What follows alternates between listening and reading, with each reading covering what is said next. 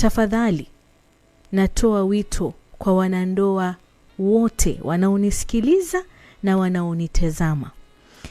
Usifanye haraka kuwaleta wazazi wako ukishaoa ama ukishaolewa. Why? Kunazo sababu ambazo zinanifanya nizungumze vitu kama hivi. Kwanza kabisa, nyinyi ni wanandoa wapya. Ndio mwanzo umeolewa ama umeoa. Kwa hivyo mnahitaji muda wa pekee yenu kwanza. Baada ya kuoa ama kuolewa, jamani, mnahitaji muda kwa ajili yenu nyinyi wawili. Sawa? Kwa hivyo sio sahihi sana kuwaleta wazazi pale mnapoishi. Kinachohitajika, mwafaa mupate muda wa kuwa pekee yenu, mujadili, mupange, mutengeneze, muunganiko wenu uzidi kuwa imara. Na ndiyo maana utaona wengi huwa wanakwenda fungate wenyewe. Kwa sababu gani? Kwa sababu wanahitaji muda wao wa pekee yao. Sababu ya kwanza. Ila sababu ya pili, unakaribisha mamlaka mengine. Kwa sababu aidha ni mzazi mmoja ama wote wawili wanapokuja kwenu, ujue kwamba una mamlaka fulani juu yao. Sawa? Umekaribisha mamlaka fulani kwenu nyinyi wawili. Kwa hivyo ni rahisi sana hapo nyumbani kuwa na migogoro, kuwa na minunguniko ya hapa na pale. Na hili huwa linatokea sana sana sana katika ndoa. Mara huyu sijui amefanya hivi. Kwa sababu kama nyinyi bado ni wageni katika ndoa, ama inshallah hiyo hata mumeishi miaka 20, lakini kuna yale mazoea na vile ambavyo nyinyi wenyewe mumezoea kuishi. Mzazi anapokuja pale atashangaa sana kuona mke wako mpaka sasa saa 4 hajaamka, huyu amelala. Kitu gani kinamlaza mpaka saa hizi?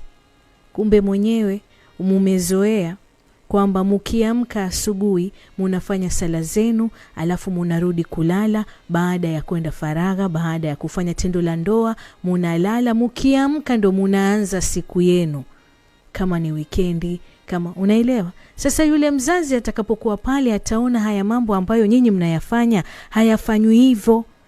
Kwa hivyo ataanza kunungunika, ataanza kuwapangia ratiba, ataanza kuleta migogoro.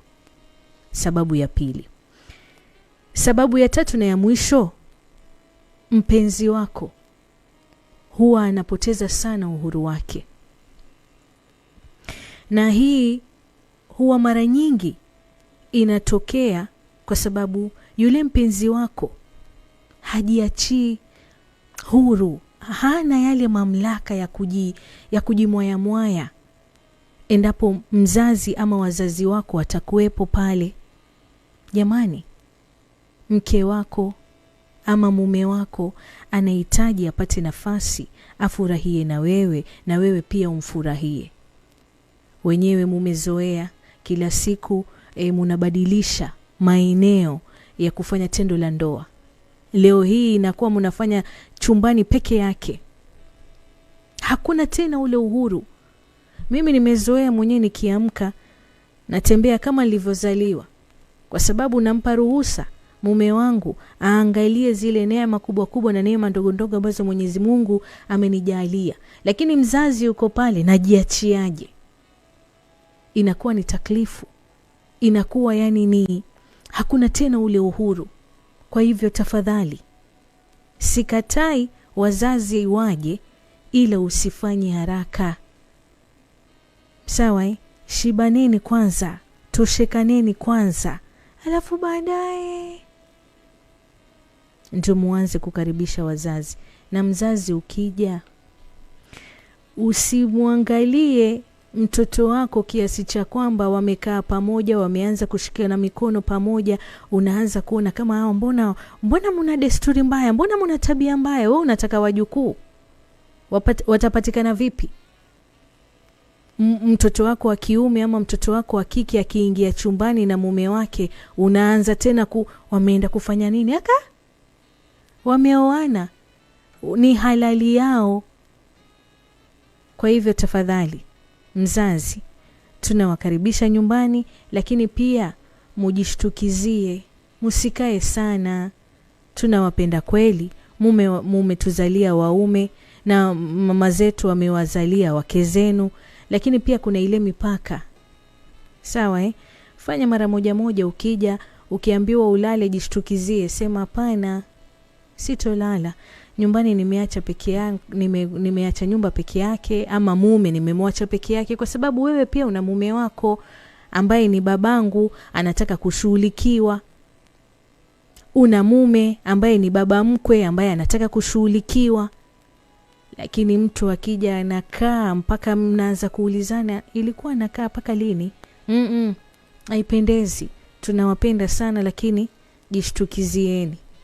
Asanteni, ni hayo tu kwa sasa.